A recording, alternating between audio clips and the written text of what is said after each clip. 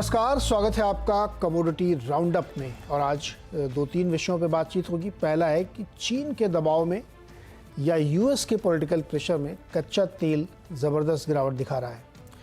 दूसरा विषय होगा सोना खरीदने का क्या ये सही समय है। ड्यूटी कट के बाद तेज़ गिरावट सोने चांदी में देखने को मिली, तो क्या सोना अभी खरीद कर रख लेना चाहिए। और तीसरा विषय होगा कि दालों पर क्या हो रहा है। इन सब पे हम बातचीत करेंगे। हमारे साथ एनर्जी एक्सपर्ट नरेंद्र तनेजा जी हैं, साथ ही MOFSL के डायरेक्टर किशोर नाने होंगे। दोनों लोगों से बातचीत होगी। दालों पे भी एक बड़ी खबर है, क्या हो रहा है वहाँ पे, इन सब पे बातचीत करेंगे। मनीषा जी की एक्सक्लूसिव बातचीत सुनेंगे हम लोग।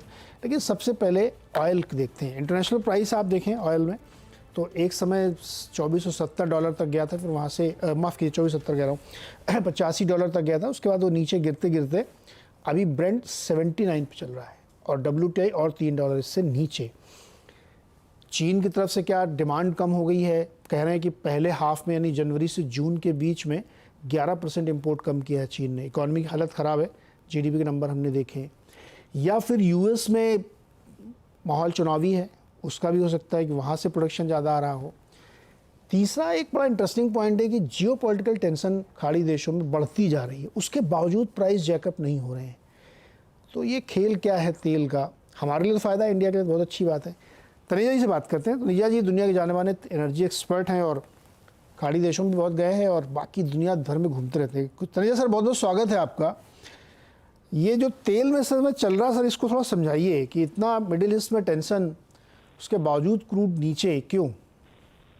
तीन बड़े कारण हैं। एक बहुत बड़ा कारण है कि अमेरिका के अंदर बाइडेन सरकार ने जो तेल के लिए किया, हालांकि उन्होंने लगा ऐसे कि रिन्यूएबल एनर्जी के लिए ज्यादा किया है, लेकिन बाइडेन साहब के 3.5 साल के अंदर तेल की जो बड़ी बड़ी कंपनियां हैं उनका नफा दुगना हो गया, तेल का उत्पादन बढ़ गया। तेल के हिसाब से अमेरिका की एनर्जी सिक्योरिटी या एनर्जी इंडिपेंडेंस काफी मजबूत हो गई।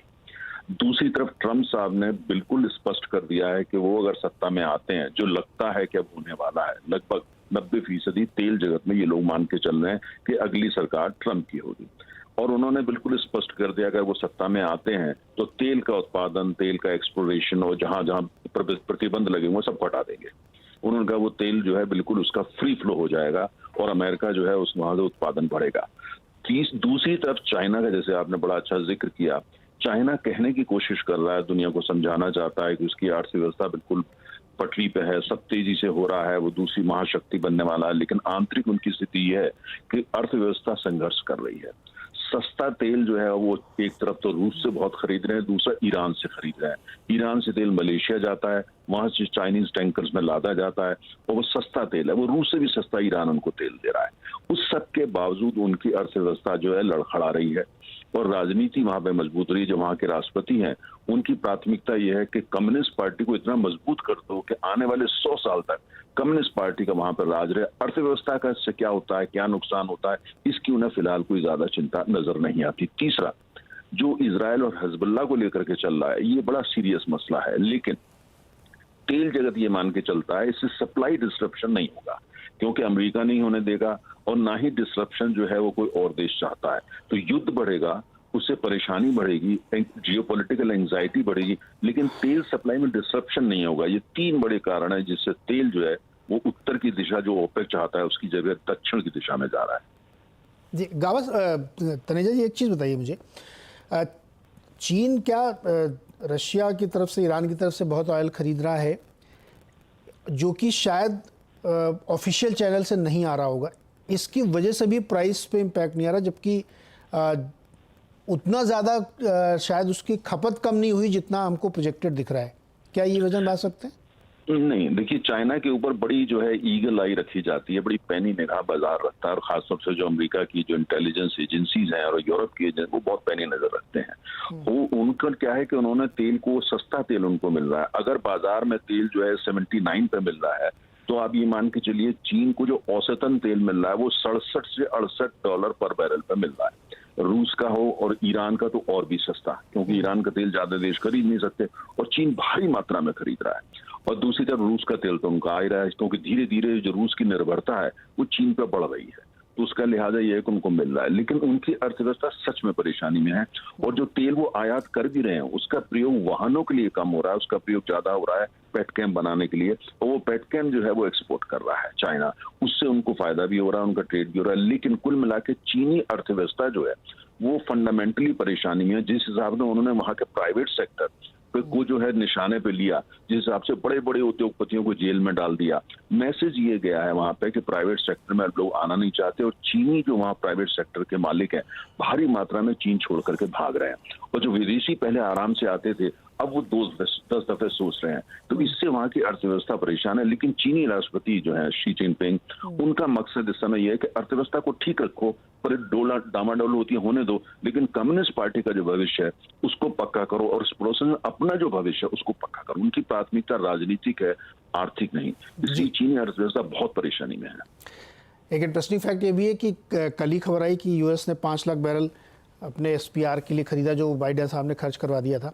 लेकिन सर मुझे खाड़ी देशों को बताइए, खाड़ी देशों में तनाव बढ़ता ही जा रहा है, हिजबुल्ला का भी अलग, लेबनान का भी, बहुत सारी चीज़, यमन में अलग झंझट चल रहा है। एक रिपोर्ट मैंने पढ़ी थी ब्लूमबर्ग में, जो उन्होंने एक नया एंगल और निकाला कि नॉर्थ साउथ कोरिया के बीच में भी झंझट है। तो बहुत सारे फ्रंट ऑलरेडी जैसे ना सुलग रहे हैं। क्या ये एक रिस्क हो सकता है, खासतौर पे खाड़ी देशों वाला जो क्रूड ऑयल के लिए रिस्क हमेशा बना हुआ है, कभी भी कुछ भी हो सकता है? देखिए, जो खाड़ी के देश है वहां पे जिस हिसाब से इजराइल और अमेरिका के बीच में दूरी बन रही है, बड़ी कोशिशों के बावजूद इजराइल अमेरिका की बात नहीं मानता, तो वहां दूरी बढ़ रही है। अगर ट्रंप साहब आते हैं तो वो कुछ ऐसे तरीके अपना सकते हैं जो शायद लोगों को पसंद ना आए, क्योंकि उनका रवैया इजराइल के प्रति जो है थोड़ा ज्यादा नरम होता है। तो इसलिए जो जियोपॉलिटिकल सिचुएशन, इजराइल, हमास और ईरान, ये तीनों बड़े एक्टर हैं, इनमें ये हिजबुल्लाह एक बहुत बड़ा एक्टर है। कोई अभी सुधर जाएगी मुझे ऐसा नजर नहीं आया। ये वो आग है जो धीरे धीरे अभी और सुलगने वाली है, ठीक उसी तरह जैसे यूक्रेन की आग जो है वो भी और सुलगेगी। आपने नॉर्थ कोरिया, साउथ कोरिया का बड़ा अच्छा जिक्र किया। नॉर्थ कोरिया इस समय रूस की बड़ी मदद कर रहा है, खासतौर से यूक्रेन के मसले में असला देकर के, बारूद, गोले, असला देकर, उसको लेकर के जो यूरोप और अमेरिका बहुत परेशान है। तो इस तरह की खबरें आपको आ रही हैं कि नॉर्थ कोरिया वो कर रहा है जो पश्चिम के जो हित हैं उसके प्रतिकूल है, उसको लेकर आ रहा है। लेकिन तैवान एक बहुत बड़ा मुद्दा है, इसलिए तैवान, नॉर्थ कोरिया और दूसरी तरफ मिडल ईस्ट, ये दोनों बहुत बड़े मुद्दे हैं। और लोग ये मान के चल रहे हैं, जो अवलोकन कर रहे हैं कि ट्रंप साहब जैसे सत्ता में आ ही चुके हैं, ये उसके बावजूद का अवलोकन है। और कुछ परिवर्तन होता है अलग कहना मुश्किल होगा, लेकिन मुझे लगता है कि तेल की कीमतें फिलहाल अंडर प्रेशर रहेंगी और दक्षिण की दिशा में जाएंगी। और जो बड़े आयातक देश हैं भारत जैसे, उनके पास शिकायत का मौका तो रहेगा, क्योंकि जियोपॉलिटिक्स जो है बहुत कॉम्प्लिकेटेड होती जा रही है। जैसे भारत को यूक्रेन जाने की आवश्यकता पड़ रही है जो वो नहीं चाहता था, तो वो एक प्रेशर है। लेकिन जहां तक तेल की कीमत का प्रश्न है उसमें थोड़ी सी राहत है। बिल्कुल, ये थोड़ी बहुत बड़ी राहत है कि 80 के नीचे है और $75 तक आ जाए। तनेजा जी ऐसा कह रहे हैं और नीचे आएगा तो फिर भारत के लिए बहुत ही बढ़िया हो जाएगा। तनेजा सर, बहुत बहुत शुक्रिया ये जानकारी देने के लिए, एक्सप्लेन करने के लिए कि क्रूड नीचे ही रहेगा, अभी ऊपर जाने की संभावना बिल्कुल नहीं है। और बाइडेन जी के जाने के बाद अगर ट्रंप जी आए, अगर मगर लगा रहा हूँ पता नहीं अभी मैं, तो और नीचे जा सकता है, क्योंकि ट्रंप साहब बहुत ज़्यादा ये इन्वायरमेंटलिस्ट के चक्कर में फंसते नहीं हैं। उनका अपना अलग राय है। उन्होंने कोयला भी बहुत उत्पादन करवाया था और कनाडा से क्रूड भी लेके आए थे, हाई क्रूड, हैवी क्रूड जिसको बोलते हैं। खैर, तो तेल नीचे है, ये भारत के लिए अच्छा है। दूसरी खबर सोने पर, किशोर जी हमारे साथ हैं। किशोर सर, बजट के बाद से अच्छी खासी गिरावट आई है, क्या ये खरीदने का एक बढ़िया मौका है gold? Good morning. I think gold के लिए जो करेक्शन आया है, बेसिकली आपने सही बताया कि जो ड्यूटी कट की वजह से जो करेक्शन देखा है, but I think global markets में अभी भी इसमें कोई बड़ा गिरावट देखा नहीं है। हमारे हिसाब से दोनों गोल्ड एंड सिल्वर में अभी भी तेज़ी बरकरार रहेगा। दो मुख्य कारण है इसके लिए। वन इज़ दैट कि यूएस की ब्याज दरों में कटौती आने का गुंजाइश ज़्यादा होते जा रहे हैं। प्रॉबेबली ये वीक में जो फेड मीटिंग है उसमें नहीं होगा, बट इसमें हमारा उम्मीद ये है कि कहीं ना कहीं आपको एक इंडिकेशन, एक संकेत मिलेगा कि सितंबर मीटिंग में रेट कट हो सकता है। तो इस साल के लिए हमारा जो राय है कि प्रॉब्ली एक रेट कट होगा एंड बाकी जो है 25 के बाद ही, मतलब जनवरी के बाद ही होंगे बाकी। आई थिंक अगले साल में शायद 3 से 4 रेट कट करने का ज़रूरत पड़ेगा। सो इसको नज़र में रखते हुए और इलेक्शंस एंड डॉलर वीकनेस जो है, आई थिंक ये तीनों चीज़ को साथ में रखते हुए देखें तो गोल्ड में अभी भी तेज़ी है। शॉर्ट टर्म में अगर देखेगा तो इंडियन मार्केट है 68,700 68,800 तक भी अपसाइड है, but I think medium term में अगर देखेगा तो $2,600 के आसपास जा सकता है, विच इज़ मतलब आपको इक्वल टू अराउंड 72,000 के आसपास तक इंडियन मार्केट्स में जा सकता है। जहाँ तक सिल्वर की सवाल है, I think silver actually fundamentally भी स्ट्रांग है, इकोनॉमिकली एंड फाइनेंशियली भी गोल्ड को फॉलो करेगा एंड प्रॉबेबली हमारा थोड़ा सा पहले का जो टारगेट्स थे 1,25,000 के आसपास का टारगेट्स थे, हम अगर उसको ड्यूटी एडजस्ट करके अगर देखेगा तो 1,10,000 के आसपास जाएगा। सो 1 लाख पार तो अभी भी है सिल्वर में एंड मुझे लगता है कि यहाँ पे एनीवेयर क्लोज टू 78,000 79,000 के आसपास जो इंडियन मार्केट्स में इन्वेस्टर्स के लिए वैल्यू बाइंग बन सकता है। तो आप ये कह रहे हैं कि चूंकि इंडियन गोल्ड जो है वो ड्यूटी, करेंसी और मेटल तीनों का मिक्स है जो एमसीएक्स पे हम देखते हैं, और ड्यूटी वाला ज़्यादातर हिस्सा प्ले हो चुका है, तो अब ये थोड़ा भारी दिन चलेंगे, अभी पितृपक्ष वगैरह अभी आने वाले होंगे, तो मौका है लपक लें गोल्ड। बिल्कुल, आई थिंक अगेन आपको अपसाइड जो ट्रेजेक्ट्री है, बिकॉज रेट कट का जितना तेजी से आपको रेट कट होगा उतना आपको तेजी से गोल्ड बढ़ेगा, बट उसका जो रफ्तार है हमको लग रहा है कि कमज़ोर रहेगा। सो ये साल के लिए काफ़ी लोग 2 रेट कट मान के चल रहे थे, हमारा व्यू ये है कि शायद सिर्फ 1 रेट कट होगा ये 2024 में। सो प्रॉबेबली आपको अपसाइड 7-8% अपसाइड है, बट 2025 में इसका जो रफ्तार है वो बढ़ जाएगा। 2025 में रफ्तार बढ़ जाएगी और डॉलर सस्ता होगा तो गोल्ड भागेगा, ये है मतलब रेट कट का। किशोर सर, बहुत बहुत शुक्रिया जुड़ने के लिए, बातचीत करने के लिए। तो गोल्ड इस समय एक मौका दे रहा है आपको, अगर आप इन्वेस्टर हैं तो ले सकते हैं आप, इसमें अच्छी तेज़ी बनेगी। छोटा सा एक ब्रेक, और ब्रेक के बाद देखेंगे दालों पर हफ्ता वसूली। बात हम यहाँ पर दालों की करेंगे, जहाँ पर लगातार भावों में तो बढ़त बनती ही नजर आई है, और जैसे मिनिस्ट्री भी कह रही है कि अभी भी दालें एक ऐसा सेगमेंट है जो अभी भी रेड जोन में है। लेकिन कंसर्न्स यहाँ पर ओनली इंडिया में मौसम और प्रोडक्टिविटी के हिसाब से नहीं है, अंतर्राष्ट्रीय बाजारों से जिस तरह से दालों में इम्पोर्ट है और कंसर्न्स हैं, दिक्कतें वहाँ से भी हैं। इस पर करेंगे चर्चा। हमारे साथ हैं हनी बी के दीपक पारेख। दीपक नमस्कार, बहुत शुक्रिया साथ जुड़ने के लिए। लास्ट ईयर हम बात कर रहे थे जब मोजाम्बिक में वो कंसर्न्स थी तुअर के इम्पोर्ट को लेकर, कुछ बहुत शायद सॉल्व हुई सरकार के इंटरवेंशन की वजह से, और अब फिर से हमने वो मसला वापस आता हुआ देखा है। ओनली थिंग इज कि इस बार ये मसला और बड़ा हो चुका है। नहीं, बिल्कुल ठीक कह रहे हैं मनीषा जी, मुझको बुलाने के लिए थैंक्स अ लॉट। पिछली बार भी आपने ही ब्रेक किया था ये स्टोरी मोजाम्बिक वाली, इस बार वापस elephant is back in the room.